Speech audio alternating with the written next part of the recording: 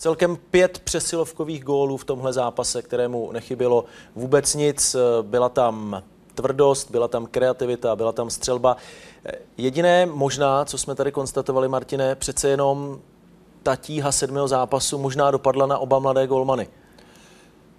Těžko říct, ale bavili jsme se tady o tom, že přece nebyli tak perfektní jako v těch předchozích zápasech série. Možná to bylo tím, že obrany nefungovaly tak dokonale, ale v každém případě góly padaly různé. Můžeme se vrátit do plzeňské ČEZ Arény, protože už máme připravený plný rozhovor. Vedle mě trenér poraženého týmu Vladimír Jeřábek. Pane Jeřábku, první hodnocení dnešního zápasu. Tak já můžu akorát před našima klukama smeknout, protože za letošní sezónu udělali ohromný kus práce. Já když se vrátím úplně k tomu, když jsme se měli na první mistrák a všichni nás pasovali, že budeme hrát jasně baráž, a to ještě nebyla výluka, to nikdo nevěděl, že bude výluka. A nakonec, kdyby nám řekli, že budeme hrát v Plzni čtvrtfinále a že budeme hrát na 7 zápasů, tak bychom mě asi někam poslal, no, ale samozřejmě hráli jsme potom dobře, s jídlem roste chuť a dneska stačil krůček k tomu, aby jsme Plzeň vyřadili, no, ale je to kvalitní mužstvo a ukázali to, ale samozřejmě tam jsou i různé okolnosti a to se musíme nejdřív prohlídnout a potom. Takhle nahonem něco vás napadne, vstupovali jste do třetí třetiny s jednogólovým vedením.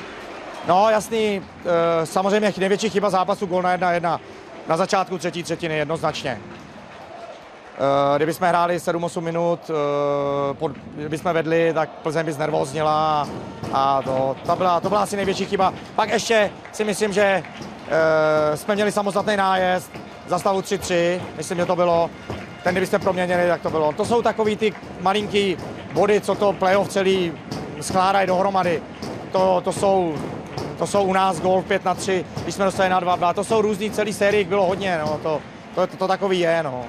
Hodně dlouho to vypadalo, že jediné góly, které uvidíme, budou z přesilových her a nakonec paradoxně ta závěrečná třetina a byly to 2 branky při stavu 5-5. Vám se dnes v tomhle rozpoložení nepodařilo skórovat. Byl také tohle?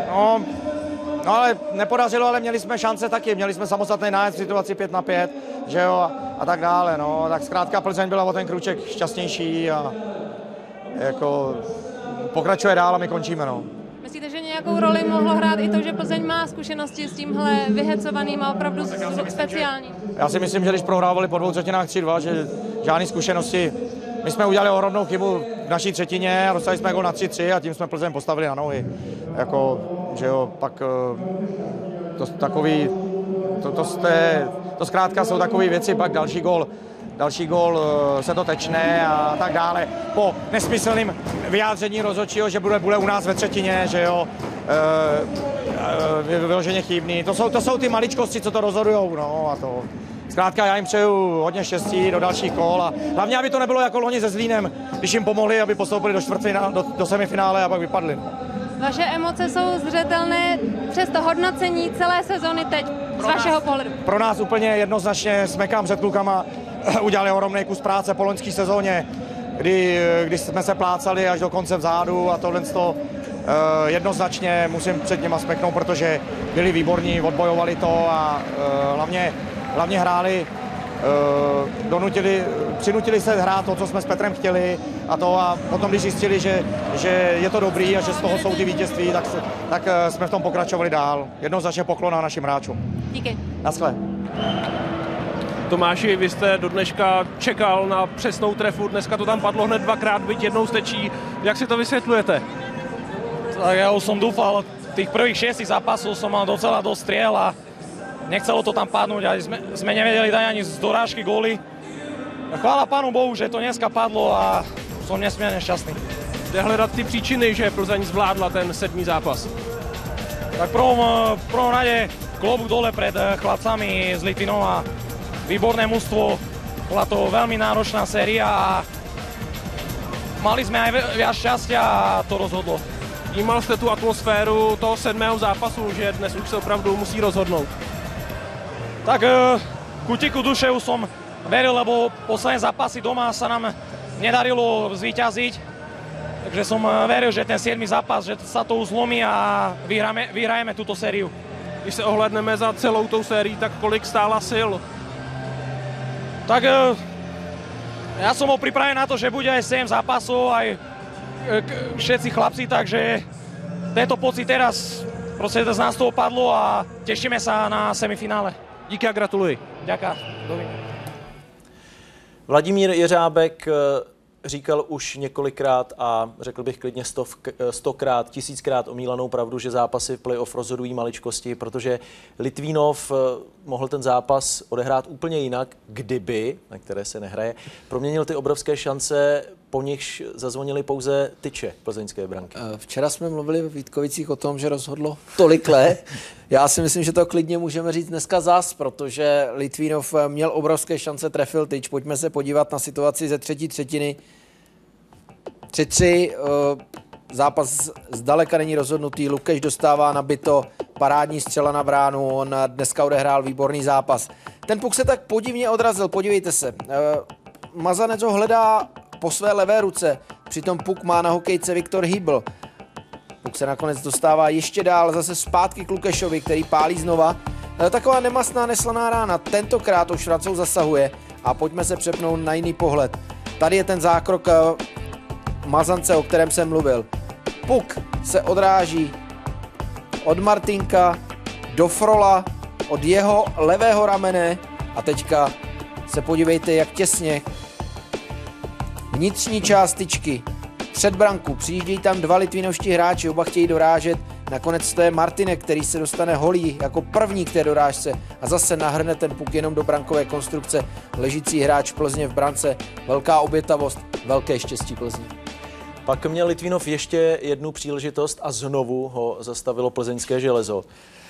To byl ten break, tady udělali si myslím plzeňští chybu, to nastřelení hned nejbližšího hráče, okamžitě z toho vzniklo přečíslení, obrovská šance.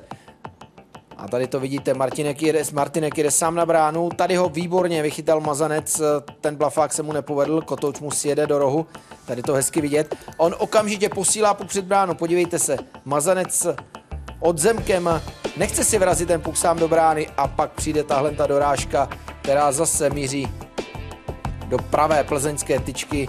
Zase velice těsný, Kubát měl tentokrát zase smůlu, zase trefil tyčku a připomínám, že to je pořád za stavu 3-3. František Lukeš v téhle sérii dal 3 góly, u 3 asistoval a dnes patřil znovu k tomu nejlepšímu, co Litvínov mohl nabídnout. Františku, počítal jste ty šance, kterých tam bylo dnes opravdu nepočítaně, ale zdá se, že to nebylo souzeno. Tak Marty tam měl sám na bránu ve třetí třetině, Karel pak potom trefil tyčku. Říkám, neměli jsme to štěstí, no. Pak vyhraná bůle, já jsem to musel zblokovat, tady to musím zblokovat a musím lehnout a to byla moje chyba, že jsem tam neleh a padlo to tam, no.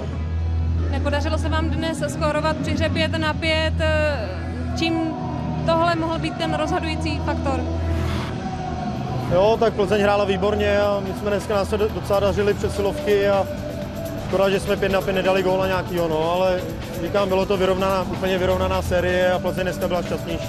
Jako na potvoru se jim dnes probrali ti veteráni, Straka, Vlasák, se kterými už se v podstatě nepočítalo po tom průběhu série, nešlo jim to, nelepilo. Tak oni jsou výborní hráči a to je úplně jedno, jestli nehráli, dneska jim to vyšlo, dali góly a dneska byli šťastnější, no. Byla to bitva se vším všudy, o to větší zklamání, že jste to dotáhli až k tomu 7. zápasu, přestože jste byli trochu podceňovaný v té sérii. Tak já si nemyslím, že jsme byli podceňovaní, my jsme hráli celou sezonu výborně, Plzeň byla taky dobrá, bylo to vyrovnaná série, říkám, no, Plzeň měla štěstí. Jaká byla ta první zkušenost s tím 7. zápasem? Tak dobrá, je to zápas jako každý jiný, no. Je to playoff, prostě 7. zápas, šli jsme naplno a prostě jsme to nedotáhli do vítězného konce. Díky. Pane Razíme, kde vidíte ty hlavní důvody, že Plzeň zvládla ten 7. zápas? Tak hlavní důvody, ten zlob si myslím nastal v Litvínově při trestním střílení Martina Straky, protože se našim hvězdám moc nedařilo. Tam si myslím, že Martin to zlomil, dal 2 góly, dneska se dařilo i Vlasimu a samozřejmě, že tam odsaď jsme ještě se nám podařilo tu sérii vrátit sem do Plzně. takže tam byl si myslím ten zlom. No dneska první 2 třetiny rozhodovaly jak jinak než přesilové hry a pak si myslím, že v závěru se hrál špičkový hokej v poslední třetině a že jsme byli šťastnější. Pro vás jako pro trenéra velká úleva, že se začalo snad dařit i Martinu Strakovi a Tomáši Vlasákovi. Tak k jakému trenérovi by se neulevilo, když se začne dařit klíčovým hráčům, samozřejmě. Pracoval jste s nimi nějak právě, aby to přišlo v ten pravý čas? Tak my už jsme o tom mluvili, my už o tom mluvíme dlouho, ke konci základní části a to samozřejmě hledáme vhodné varianty sestavy, hledáme, kdo by komu mohl asi pomoci v kritické situaci. Myslím, že se nám povedlo spojení Honzy Kováře s Martinem a myslím, že to rozhodlo. Myslíte si, že to nějakým způsobem ovlivnil ten nepodařený konec základní části, kdy Plzeň prohrávala?